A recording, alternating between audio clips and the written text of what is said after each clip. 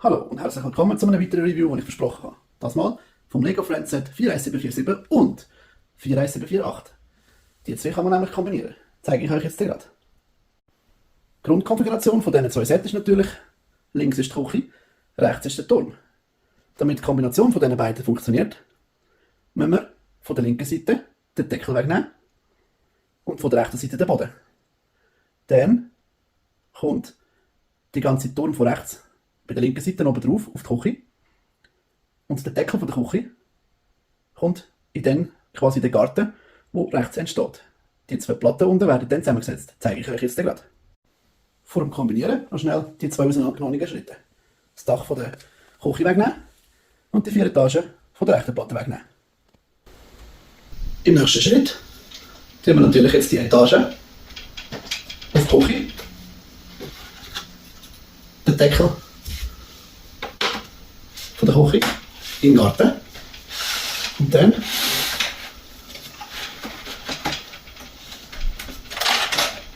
kann man das so kombinieren, dass es ein ganzes Modell gibt. Das ganze Modell sieht dann natürlich so aus.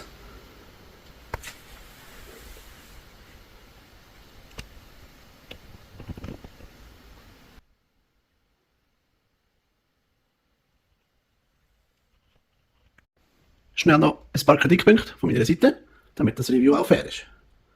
Erstens, ich finde es super cool, dass man es kombinieren kann. Zweitens, ich finde es super farbig und die Farbe stimmt trotzdem immer noch überein, obwohl es kombiniert ist. Und drittens, man kann es auch brauchen für die normalen Figuren. Jetzt zu den eher negativen Kritikpunkten, nämlich, wie ihr vielleicht schon seht, dort drinnen hat es Barrieren, die sind eigentlich ursprünglich da vor dem Eingang. Naja, ich weiss nicht, wie man da reinkommt, wenn sie dort sind. Wenn sie aufgeklappt sind, ist dann Steg gesperrt. Und ich habe sie jetzt dort rein da, damit die Leute, die dort oben sind, nicht rausgehen. Damit auch schon zu meinem Kritikpunkt von da unten ist es ja relativ easy, mit den Stegen da raufzukommen. Und dort, wie gesagt, kann man nicht rausgehen, weil ich es gesperrt habe. Aber auch wenn man die in verschiedene Höhen kann bringen, die Stockwerke, und kann von da noch runterrutschen, wie kommt man dann hoch?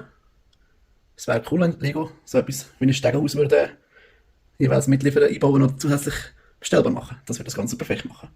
Dann kommt noch, dass es da cool wäre, wenn ein Gartentürchen existieren würde, dass man dann auch direkt rein kann. Und eventuell da von der Küche für den raus ein Stegentritt vorgesehen wäre, dass man rauslaufen kann. Das ist aber auch schon alles, was mir gerade so an negativen Punkten eingefallen ist. Ich hoffe, euch hat das Review gefallen und ihr seid wieder mal da für ein nächstes Review auf unserem Kanal. Danke vielmals fürs Zuschauen und tschüss!